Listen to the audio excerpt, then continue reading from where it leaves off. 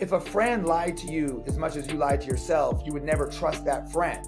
And then I opened up six-figure indoor boot camp. So I was validating myself by the revenue. Welcome to Inspired by Success, the podcast where I deep dive into the mindset of successful entrepreneurs, CEOs, and thought leaders. Get ready to be inspired and gain valuable insights to unlock your true potential. Transform your financial future with this episode sponsored by KE Financial Services. From rock bottom and homeless to the top of the mountain, my guest today has been through it all. He found business success early on with multiple six-figure gyms by his mid-20s, but uncontrolled ego brought his fitness empire crashing down, forcing him into a decade of deep self-work. Now he's back, wiser and more driven, having co-founded the world's largest boot camp franchise. His story is one of resilience and redemption, failure and comeback, with valuable lessons on mindfulness and leadership. He's here to offer insights from his roller coaster life. His story of rags to riches again shows us that no matter how far you fall, you can rise up stronger. So without further ado, welcome to the show, Steve Hochman. Yeah, thank you so much, Linda. I appreciate it. I'm excited to be on here. Awesome. Tell us about your story and what was that pivotal moment that inspired you to turn your life around? Well, there's been many pivotal moments and it's not over. It's a work in progress all the time. I mean, every day. Like anyone who says they've got it all figured out, the moment you think you got it is when you don't got it, to be honest with you. At least that's what it's like for me. And so I never like to think that I have it all figured out, because I absolutely do not. But for me, when I was about 5 years old or 6 years old, I just knew that there was something different or off. And I actually got diagnosed with like severe Tourette's as a little kid. And I had the whole thing, the noises, the tics, everything. And because of that, I was really socially awkward. I guess I didn't really have friends or fit in anywhere. And so I don't know if it was because of that or not, but I was way behind the curve socially. And so when I got into junior high, I don't know if I grew out of it or if I just kind of like willed it away or both. But the symptoms just kind of went away. I could still feel it a little bit, but no one would ever know except me or maybe my wife. But yeah, maybe my wife a little bit, but not really. I was really athletic, but I was always picked last. Like I wasn't even picked. I was just the person left over. And so one day I remember we were playing two-hand touch football in junior high. And I was so mad that I was two-hand touching the fuck out of people. Like two-hand touch is where you don't tackle, but you just touch them with two hands. Yeah. But I was just knocking people off their feet. And I was like, I think I'm going to go out for football. My friend was telling me that you could actually hit people and not get in trouble. And you got to understand, I was so angry. And so I went out for football, not because I cared about football. I really didn't care. It was like my therapy. So that was my first year ever. I'm like, you know what? I'm going to get a scholarship. And my coach actually said, yeah, you're not going to get a scholarship. This is like your first year. You only have 2 more years. It's like 1 in 10,000 people. And I'm like, well, all right, not only am I going to get a scholarship, I'm going to get a scholarship to the #1 school in the nation. And I'm going to be an All-American too. And so at the end of my 3 years, I signed with the University of Miami. They were #1 in the nation. I was All-American. I did all those things. And so I got to college, but I was so far behind mentally. I just really didn't know how to be an adult, I guess. And at the time, my dad was a con artist. By the way, my senior year, we were living in a car. We would get kicked out of like house to house. And finally, we just lived in a car. Just you and your dad living in a car? Me and my dad living in a car. But I didn't know he was a con artist. I just thought he was getting screwed over by the world. And really, the scholarship thing was just so I could stop living in the stupid car. It wasn't even like I cared about football. And so I ended up in college, and I guess he called me my freshman year. I just had knee surgery. I blew out my knee my first year. I ended up recovering and playing, but I was doing midterms. He's like, hey, I'm going to have to go to prison for check fraud. I got set up, but I'm not going to go to prison. I'm going to kill myself. And the only way that this could be solved is if me, like 18-year-old Steve, gets him like $17,000. So I tried. Of course, I couldn't do it. He didn't end up killing himself, but it was this countdown where I thought he was going to. And I was studying for midterms. I just had my knee surgery, and I took a bunch of caffeine pills. And I never even had caffeine before. And then I was sitting in a football meeting because I got pulled an all-nighter. And all of a sudden, my heart started just racing out of my chest. I looked down. My heart's just racing. I'm blacking out. I ran down to the training room. I just thought I was dying. They ended up taking me to the hospital. They figured out it was just the caffeine pills. So I just thought I'd go to sleep and wake up and be fine the next day. And so I went to sleep. I woke up. But the next day, like my chest was tight. I couldn't breathe right. Like it felt like someone was sitting on my chest. And like 20 times that day out of nowhere, my heart would just start pounding. And basically, I had an anxiety attack that lasted 7 years. It was constant. It never stopped, not even for like a minute. And I ended up dropping out of college. You know, I wasn't the person I am now. Like, I didn't have the same mindset I do now, but I just got to the point where like I couldn't breathe, especially when we were traveling with the team. I just literally couldn't breathe. I just had enough. So my senior year, I dropped out and I was homeless again, actually, at that time. Fast forward a little bit, I started really getting into just working out all day. I was living with my grandma. She let me stay with her. And when I was working out so hard, like super hard workouts, was the only time I felt any relief from my anxiety. And I ended up really learning about nutrition because I was like 300 pounds, by the way. I forgot to mention that. So I was like obesely overweight, high blood pressure, anxiety, everything. And as I got really lean, I started getting the anxiety under control. I really just changed my mindset. I just kind of like let go. I just said, if I die, I die. If I can't breathe, I can't breathe. Like, I just don't even care anymore. And I just started focusing on what I could do. And a bunch of people noticed what I was doing and they wanted me to help them get fit. And so I went from being homeless to a year later having a 6-figure training business. And then a year later having a 7-figure personal training gym. And then like 5 years later, co-founding the largest fitness bootcamp franchise in the world. The thing is, I didn't have my purpose, Linda. I had goals, but I didn't have a purpose.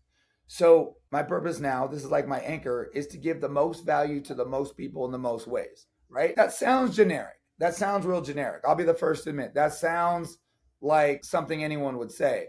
And the thing is that when you fully commit to that purpose, living a life of service doesn't mean live some humble life where I sacrifice myself for everybody else. It means, see, I can't give anyone what I don't have. So it means I have to be the best husband so I could help someone else be a good spouse. I have to be the best father to my kids so I could help a parent be a better parent to their kids. I have to be the best at discipline, the best at nutrition, the best at fitness, the best business person I could possibly be. All those things that I'm being my best at, not the best in the world, but my best at, is what I could give to others. So now what I didn't have before was an anchor to measure every action I have by that anchor. My wife is my best friend. She's my workout partner. She's all over my Instagram. Like, we do everything together. But like, everyone gets in arguments once in a while. I remember we were getting in this like dumb argument. I think my ego was a little hurt. And I wanted to like win the argument. But in the middle of it, I could see my anchor. I'm like, how do I give the most value in this way to anybody? And so that just brings me right back to my anchor, which is, all right, baby, I'm sorry. I love you. Let's not fight about this. You want to solve it with love and compassion so you could give that solution to someone else. And I do that with everything in my life, basically, from nutrition to fitness to discipline, everything. And really, you said at the beginning, like from rags to riches, up and down, up and down. And to be honest, right now, I just really validate myself by if I'm doing everything I'm supposed to do for my purpose in a given day. And if I could stack enough 7 days in a row of that, then I won the week. If I stack 4 weeks in a row, I won the month. If I could stack 12 months, I won the year. And eventually, hopefully, I win my life. But really, that's where I'm at. That's kind of how I got here from there. Wow, that's incredible. Really inspiring. There's a lot of things there I have to unpack too, but let's take it back to when you were Yeah. homeless. You've Okay. been homeless twice. And how did you build that resilience after losing everything? And what mental mind shifts were most important for that comeback? I would love to say that there was some great pivotal moment. To be honest, I was born with a positive attitude. A positive attitude is something that you can learn. It doesn't have to be something you're born with. I was very lucky. I never believed I was my situation ever. I was like, okay, I'm living in a car right now, but this is just temporary. I always had a next step, the next thing that I was working on that was going to take me out of that situation. And it's funny, I did lose everything. Like when they kicked us out of the last house we lived in, they actually repossessed, like they took, because I guess we owed a bunch of money. They did take everything. I lost everything but the clothes I was wearing. And I realized I don't need anything either. That's a crazy thing. Like one thing that you could only give away is your character. No one could take your character. You could just give it away. And so for me, I think a lot of people really lack confidence. And the reason why they lack confidence is because they lie to themselves constantly and they don't even realize it. So I relate everything back, a lot of things back to fitness. So if you say, I'm going to get up in the morning and work out, and you hit the snooze button, or I'm going to start eating healthy, and then you succumb and just eat foods you're not supposed to eat. All these little lies, if a friend lied to you as much as you lied to yourself, you would never trust that friend.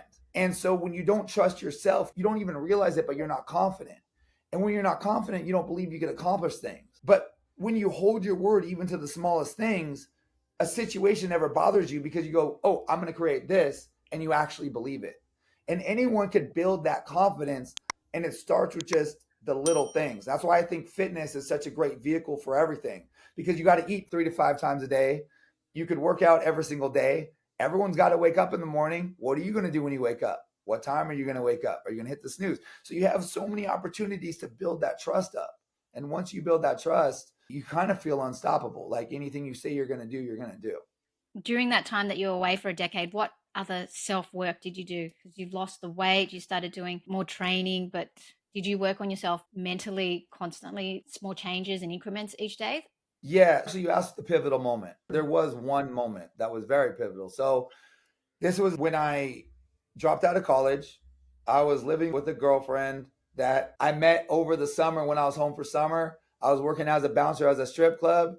She was a stripper, just paying for nursing school. Sounded like it made sense to me at the time. I was like 20 years old. Yeah, okay. You're not really a stripper. You're just paying for nursing school. Cool, check. And so she ended up coming back to school with me. Obviously, that wasn't a healthy relationship.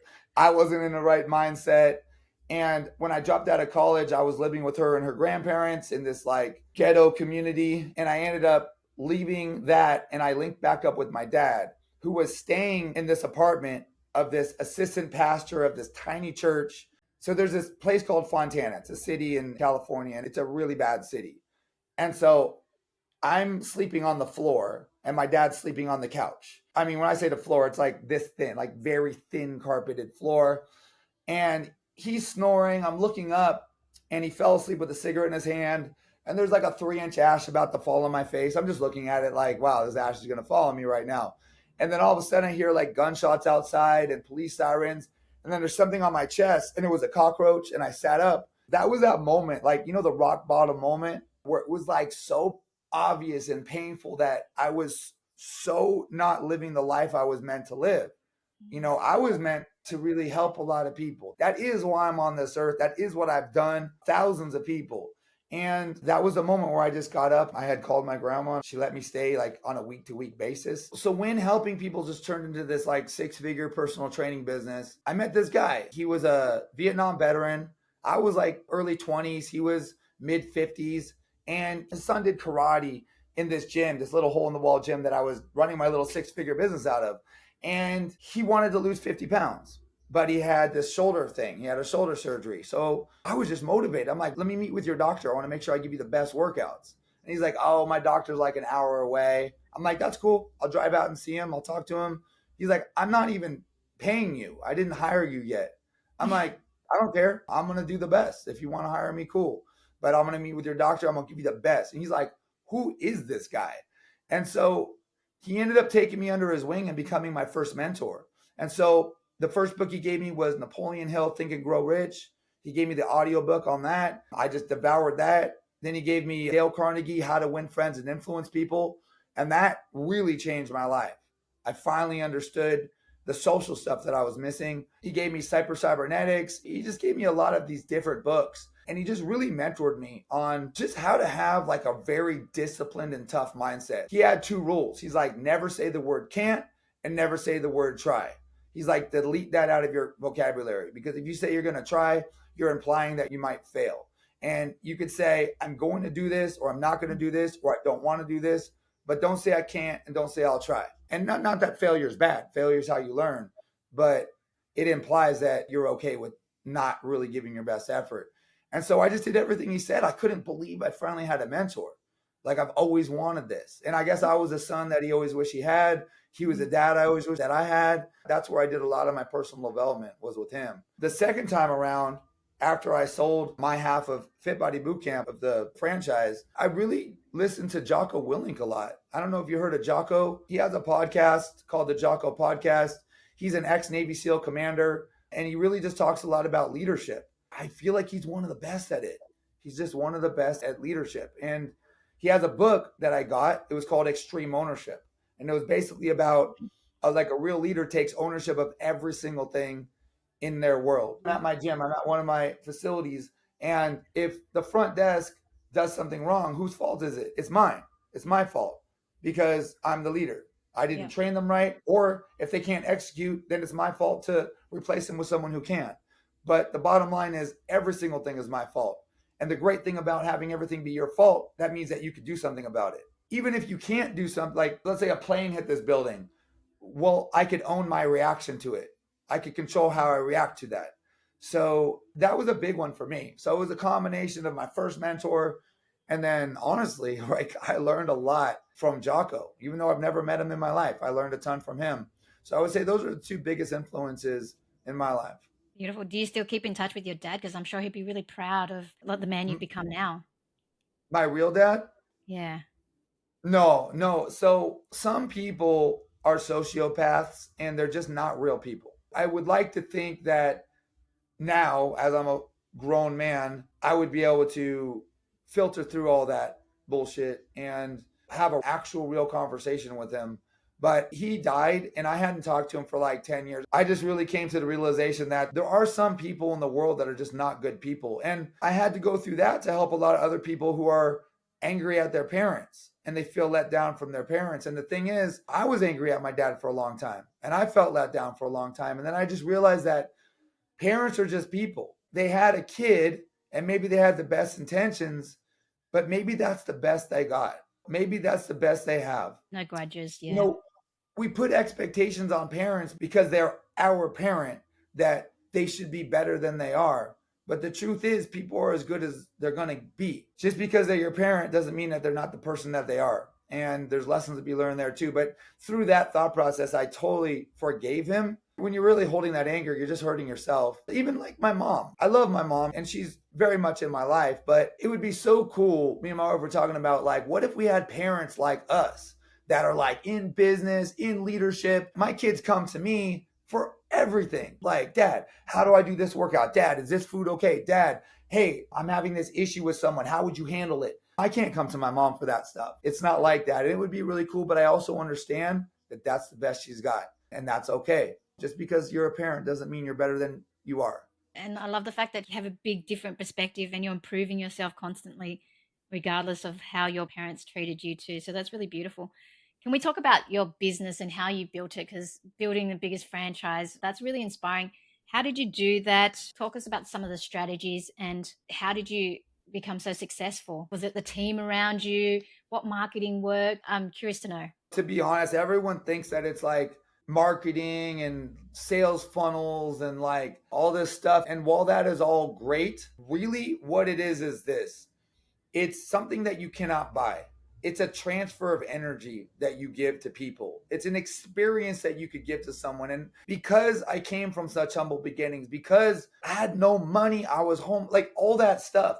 I remember my first 5 checks that I got. And plus, you got to understand, like my whole life through college, high school, junior high, elementary school, people thought I was really stupid. I mean, they did. Like I had the one special ed class, I had the Tourette's. I knew I wasn't. I'm not like a great academic, scholarly person at all, but I knew I was smart enough. And so I remember when I first started training, it was like a doctor, a lawyer, a millionaire real estate guy, an executive, a judge. Those are like my first 5 clients. I was looking at these checks. These people are paying me. And the thing is, the difference between me, I just appreciated it so much that my energy that I would bring would never go down. And I know everyone wants to know the marketing. How do you make your website do this and that and not? And all that's real. And I understand and do all that. But I was way successful before I knew any of that. And all it was is that, one, I would realize that when I was training people and running my fitness business, I always knew I was giving an experience.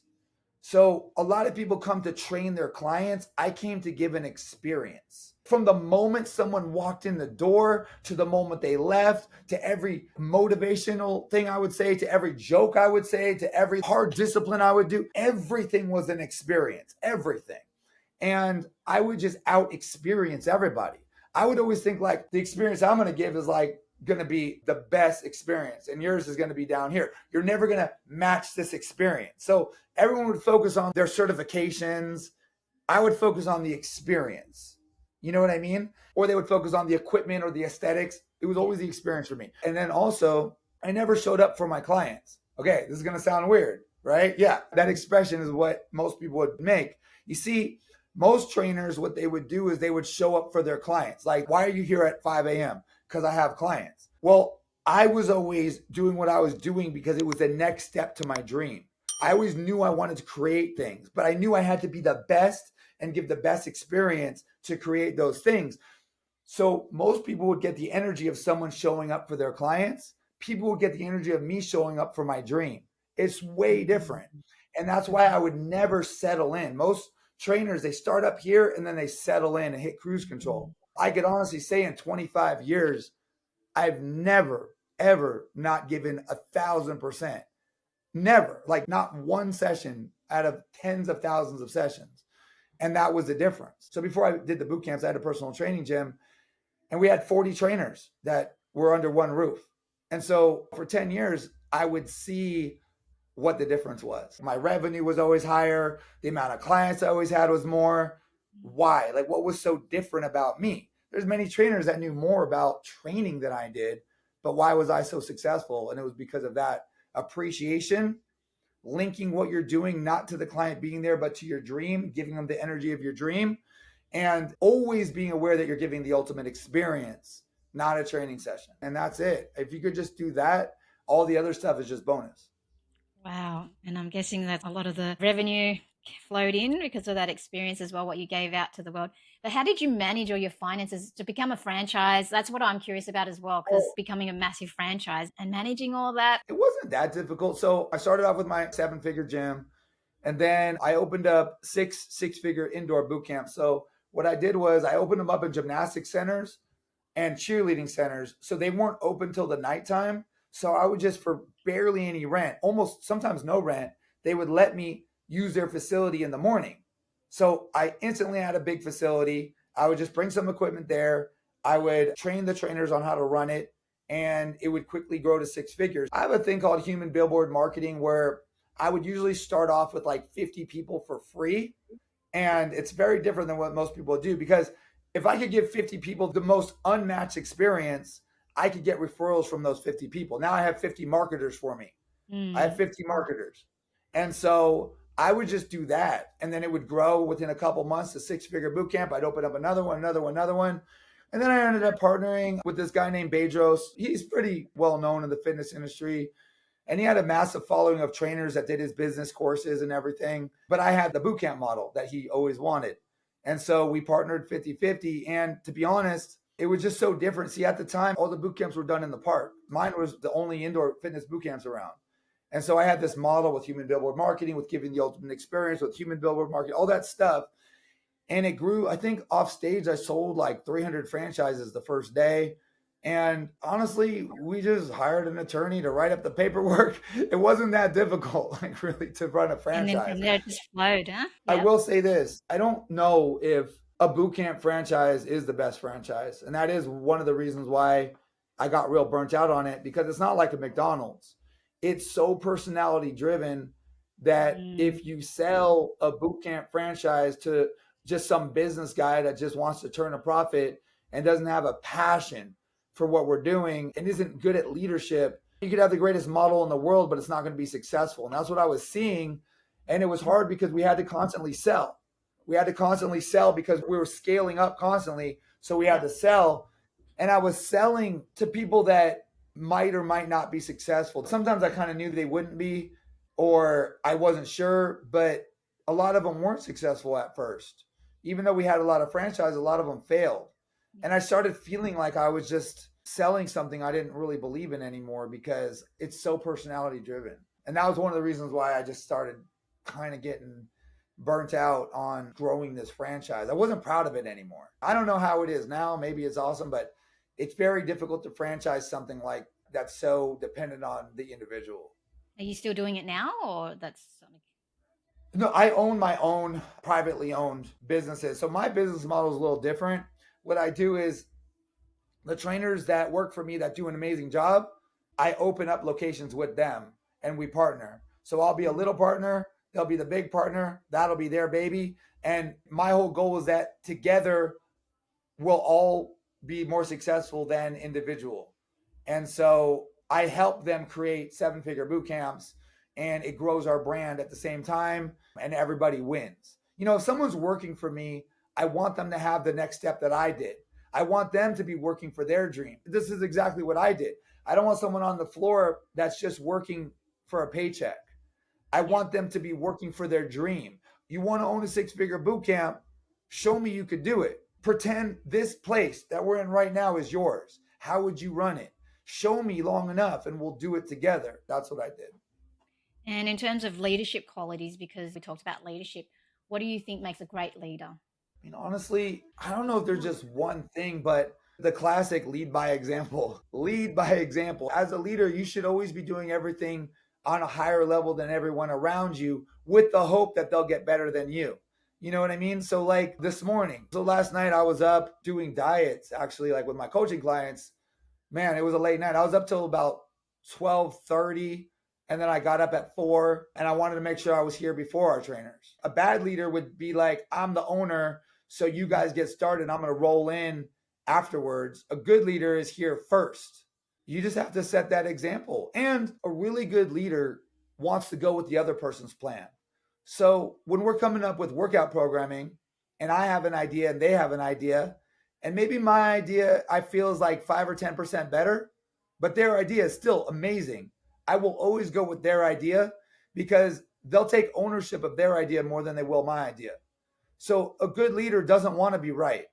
A good leader wants everyone else around them to be right because they'll work a lot harder to prove that they're right than to prove that you're right. And also, I think a good leader admits when they don't know something. It's okay not to know things. I don't know how to run our front desk. If it was just me and I had to run our whole client management system, I don't know how to run that. I Team, know yeah. parts of it.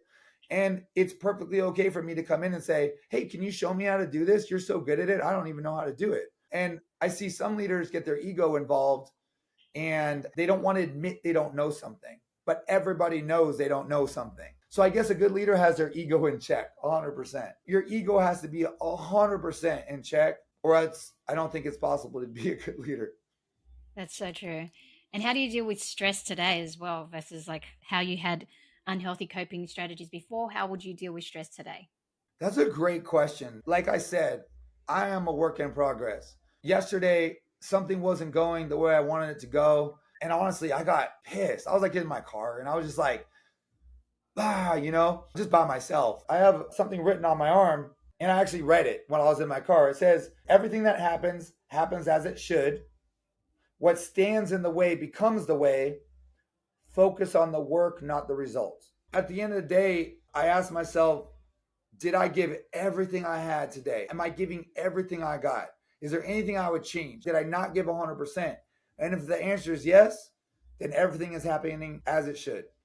And I just focus on the work. I guess a good way is to like, it helps me to just let go, give it to the universe, however you want to say it. Yeah. But as long as I know I'm doing everything to my best ability, being the most honest person I can, living my purpose as close as I possibly can, and just giving all the effort I could possibly give, then I think I just need to be completely validated by that and not by anything else. You know, it's made me think about it. Sometimes our strengths are our weaknesses and our weaknesses are our strengths. So I'll give you an example. There was a time not that long ago where I did really pull back from my involvement in my business and I was focusing on other aspects. And I was validating myself by the revenue. I was Mm. looking at the revenue saying, well, everything I'm doing must be right because look, the revenue's still there. And it actually gave me a false sense of security. Not security, but like a false sense of reality. And the truth is that by me not being there as much and the quality slowly going down, it made us very vulnerable. We had a staff member leave and start their own thing. and it did damage our business. It put us in a position that we shouldn't have been in. And so then Yeah. I had to fix it and build it back up. But it did give us a revenue hit. And if I was validating myself at that time period by my actions and not by numbers, that Yeah. would never have happened. And so that was just a reminder. Everybody's a work in progress, man. Everyone has their bullshit that they do, and we're human beings, man. And like, I don't think the people that act like everything's perfect, those are the people I don't trust the most. That's true. Let's talk about daily rituals. Do you have any daily rituals that help you? Because I want to know what a successful person does. Every day is a little bit different for me, but there's certain things that are my daily rituals, but it's not necessarily related to business. Every single day I make my wife coffee. Every single day, no matter what. That's a daily ritual that I'll never not do. This morning, like I said, I got up at 4. It was a really late night. I was rushing to get out the door, but I won't leave without putting her, she was still sleeping, putting her coffee in a little coffee mug right by the bed. We have a 3-year-old son. I have a 16-year-old and 18-year-old daughter, but I have a 3-year-old son with her. I put his bottle, like I make chocolate milk with the unsweetened cocoa and stevia and milk for him. And so I put that by there too. But like those little things are my rituals. Is like my rituals are really the little things. Every day I work out with my wife. We work out Every together every single day. day, 7 days a Yeah, week. I mean, I'm not saying we've never taken a day off, but nearly every day we work out together. That's a ritual. Like I don't work out alone, and she doesn't work out alone. Even though I did that for years, and I'm totally cool with it. It's our thing. I think that's like some of the best quality time you could spend with someone is through sweat and through a workout. Today we did a 90-minute hike together. I mean, it's a hard hike that we do, but it's us. It's us doing it together. Almost every day we have a sauna. We do like 20 minutes in like a 210-degree sauna. And it's torture. It's torture. Our sauna is hot and it sucks, but we love it because we're in it together. Every night we watch some sort of TV show together. At the end of the day, we have dinner together. I mean, when you're talking about my rituals, like, fuck business, man. My rituals are my family. For business, I do what's required to do. But my family, those are my rituals. Those are the non-negotiables for me. Business could change day to day. Depends what I got to do. What I do is I'll write out a to-do list the night before. So I find that even if it's just on a piece of paper, like the top 3 things that you have to do, I'll write that the night before. So the first thing I do is I get up in the morning, I look at my calendar on my phone. And for any meetings I have, I set an alarm. Like I set my actual alarm, like 10 minutes before every single meeting. Okay, that's what I got. I look at my to-do list. I go, I have to do these 3 things today.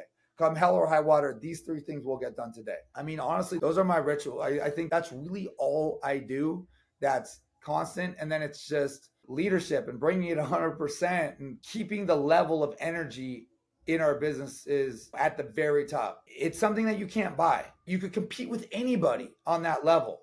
Anybody could buy the most expensive equipment, all this cool stuff, but what they can't buy is the energy and the atmosphere. I just create that every single day, and you just have to be the best at that. If you're the best at the energy that you create and the atmosphere and the experience, then you can never be touched. There is no competition because no one could just come in and be like, oh, I'm going to buy 10 units of this energy. Nah, you got to create it, homeboy, and so that's it. And also, back from football, one of my coaches told me once, because I really didn't have that much experience. I mean, really, like I barely played before I became All-American and got my scholarship and everything. And, he was saying like, you can't control how much experience you have. You can't control your God-given talents. But at any day, anybody has an opportunity to be the hardest worker on the field. And so I just kind of always kept that, I took it to heart, and I always kind of kept that in the back of my mind. That's beautiful. Let's take it back to your relationship because that's what you call an ideal relationship, healthy relationship goals. Yeah. Can you tell us what a healthy relationship looks like? You seem like you put a lot of work and effort into it. Any tips for other people to ensure that they have a great relationship as well? What are the key strategies that people should focus on? It really starts on finding the right person. So how do we find the right person? My first marriage, it wasn't the right person. It's not that she was bad or I was bad. It's just I didn't have the formula yet to find the right person. So you need to know what you're able to give and what you require. And that requires you to really, really know yourself. So until you absolutely know yourself, you're never going to find the right person unless it's just by luck that you happen to find the right person. And so I know for me, and I'll give you some examples. So some people, they like to do their own thing. Like some people like to hang out with the guys, or the girls like to hang out with the girls. They like to watch their shows. You like to watch your shows. Maybe a guy goes golf, the girl goes and does whatever. That's not me. I'm the opposite of that. I really want to do every single thing that I like with the person that I'm with. So that was one thing I had to learn about myself. I had to find someone that was completely into eating healthy, that was a positive person, that was completely into working out, that was into discipline, that was super loving, affectionate, wants to be around their partner all the time. I'm not saying like she can't go hang out with her friends, but I'm just saying like, I mean, she can do whatever she wants. But I mean, that they want to be with you all the time, even in the TV shows you like to watch, because those are all disconnects. Like, if you don't have all these things that you have in common, unless you both are good with not having them in common, then I think those are disconnects. Now, what can I give? I don't like to travel. And I know a lot of people love travel. You probably love to travel. I don't know. Most people I feel love to travel. I'm a Yeah. homebody. I really like my routine. So if I was with someone that absolutely was just their whole world is traveling, I don't think I could give that. Obviously, I'm sure you could guess my wife's not into traveling. So what can I give? I could give 100% loyalty. I could give 100% honesty. I could give 100% affection, attention. I'm always going to put her first. I'm never going to disrespect my wife ever. I could give 100% trust. When I met her, I already discovered all those things about myself. So that's how I just knew she was the right person. Okay, so once you go through all that and find that person, now the biggest thing that I see people do is they start assuming and they stop appreciating. By the way, just so you know, my wife, she's an executive. She's the CCO of a gigantic company. She makes really good money.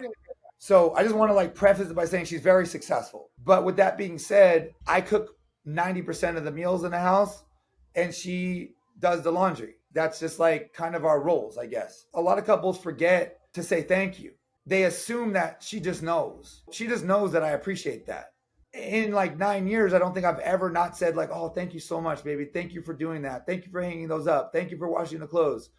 And she always thanks me as well. You know, like when I make food, she never like, oh, okay, cool, dinner. I think people forget to appreciate the other person and they settle in, just like in business, just like trainers. They settle in and hit cruise control. You know, people say like you should be so comfortable with your spouse. I think you should be 85% comfortable. I think you should be 15% uncomfortable, meaning like you're still trying to prove that this person knows how much you love them every single day. You can never take a day off. There's never a day off from that. In the fitness business as a trainer, you see it all.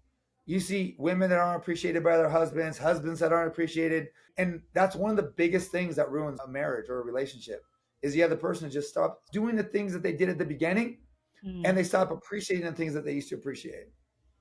So I think that whole thing is the formula. That's beautiful. Very, very inspiring indeed. How do you motivate yourself on days that are really, really tough and hard? What are the I, thoughts that go through your mind? okay, that's a great question. I don't do anything for me. That's how I motivate myself. So, like, I'm gonna give you an analogy. All right, you get up in the morning, you got to work out at 5:30 in the morning. You look outside, it's raining, it's cold, it's windy, it's nasty. You're just like, oh Mm-hmm. my god, I got to walk through that just to get to my car. I'm gonna be soaked. It's gonna be cold. Then I'm gonna be at a gym all soaked. I'll just work out tomorrow, right? Because that's about you, right? Like, me. I'll work out tomorrow. I don't want to be wet. I don't want to be cold. I don't want to go out in that. Now, let's switch the scenario. You look outside. It's cold. It's nasty. It's windy. It's rainy.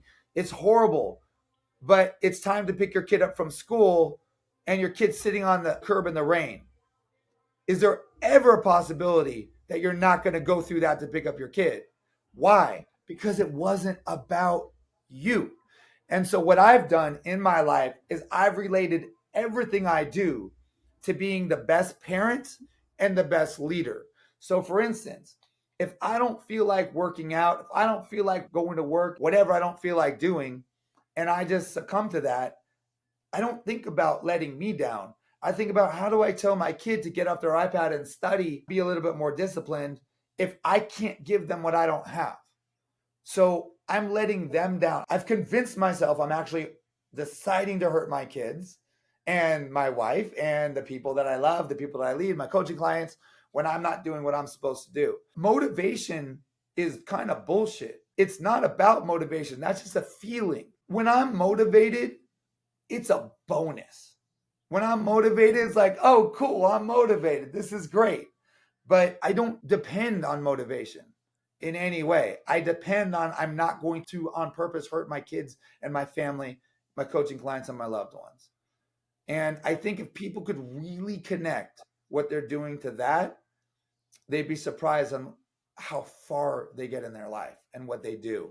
So beautiful. I love that. That's the first time I've heard that concept, and it's incredibly inspiring too. You're just taking it away from yourself and thinking about others, which aligns with your purpose, which is beautiful. Tell us, who is your biggest inspiration and why? There's a lot of people that for sure inspire me. I know this is going to sound so cheesy and corny. I mean, it does, but my wife is really an inspiration to me because she's so patient and she's so strong and she handles things so well and she's so calm during times where like someone could get mad, but she's so calm. Don't get me wrong. I mean, she's got her moments, but she might be the strongest person that I know. I get daily inspiration from my wife. I really do. Like, I'm so lucky. 9 years, that's like what? Was that 10,000 mornings or something? I don't know. There hasn't been a single morning where I woke up and I didn't look and go, this is crazy. I can't believe I'm married to this person, or I can't believe I'm with this person. I don't think Wow. there's never been a morning where I just woke up and got up. It's always been like, whoa. It's been 9 years. I don't think it's going to stop all of a sudden, but I don't ever want that to stop. And it's because she really does inspire me and motivate me so much. Also, my first mentor, Travis, he's the absolute toughest person I've ever met in my life, the most mentally tough person I've ever met. So he's an inspiration to me. There's a lot of people that inspire me. Joe Rogan is an inspiration to me. The way he could stay so calm in a conversation and be so open-minded and have his ego so much in check and hear different point of views and not be married to his ideas. Like, watching that is inspiring to me. To see someone who's been so successful but stays so humble. That's inspired to me. Someone so successful that hasn't changed. That's how I want to be. Beautiful. And how do you personally define success? Okay, that's a great question. I really think that it has to do with being aligned with your conscience. So, what is our conscience? We all have this internal voice and feeling in our body that really tells us if we're supposed to do this or we're supposed to do that or not supposed to do this or that. A lot of times we tune it out. It's like a muscle. The more you listen to it, the louder that voice gets and the easier it is to hear it. But I define success as being fully aligned with your personal conscience. So you owe the world nothing more and nothing less than what your conscience tells you to do. So if all day long I'm doing what my conscience tells me to do, not what I want to do, not what I'm motivated to do, but what my conscience says to do, then I'm successful. Period. And that's it. There's nothing more, nothing less. One of the tricks or techniques to being aligned with your conscience is to choose proud over happy. So, this is a really interesting one that I kind of figured out one day. Everybody wants to be happy, right? People are seeking comfort now more than ever, right? But people are more depressed than ever, also. And the reason why is because happiness actually requires contrast. You can't be perpetually happy or else it becomes nothing. Happiness isn't the absence of pain, it's the relief of pain.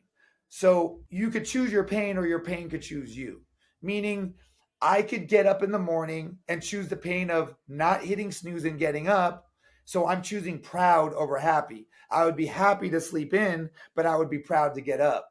But my happiness, if I slept in, now I owe a debt because I have to pay a debt. I have to feel guilty that I didn't get up. I'm not aligned with my conscience. I'm feeling lazy. So I'm happy in the moment, but now I'm paying that debt. But I could be proud and pay the debt at the same time. The debt was just me getting up. I don't know anything now. And being proud is a higher frequency feeling than happy, anyways. Like, actually being proud feels better than being happy. So then what? You want to choose the healthy food or the unhealthy food? Unhealthy food makes me happy temporarily until I feel guilty afterwards and have regret. I choose the healthy food and I'm proud, debt free. So actively choosing proud over happy aligns you with your conscience automatically. So it's a really good technique for people that are getting used to being aligned with their conscience. Wow. Oh, that's beautiful.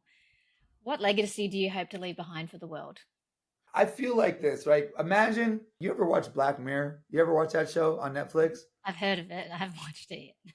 So there was an episode where people basically had their social media scores, like you could see it like in a digital hologram above their head, right? So if someone had a low score, you kind of look down on them, and maybe they can't get into certain places, they can't get certain jobs. Like China, Um, the credit score thing. yeah, that's scary, right? That's Yeah. scary. So for me, this is how I look at it. Let's say, I'm going to give you two different scenarios. Let's say everybody had the amount of money that they have above their head, right? You see someone with $1 billion, a billion above their head. You see someone with $5 above their head, right? But now imagine if people had two numbers above their head. One was how much money they have, and the other was how many people they helped, how many lives they've positively changed. If you saw two people walking down the street, one person has $1 billion over their head, but they've only affected three people's lives in a positive way, right? Maybe they got rich on crypto and they just live on a beach. And the other person, maybe they have $100,000 money over their head, but they've helped 1 million people change their lives. That person is who I want to be. So my goal is to have that biggest number over my head of the amount of people that I've affected. I kind of believe like we're all cells in this big organism, like this big universe, bigger than even Earth. The entire universe is a giant organism. Our solar system is a cell in that whole, I don't know, but like I feel like we're all connected in that way. And I feel like my job on this earth is to help as many people as I can, or else what am I here for? What difference did I make? Like, why did I even matter?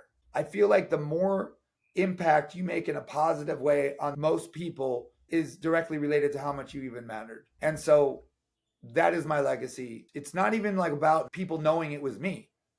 People don't even have to know it was me.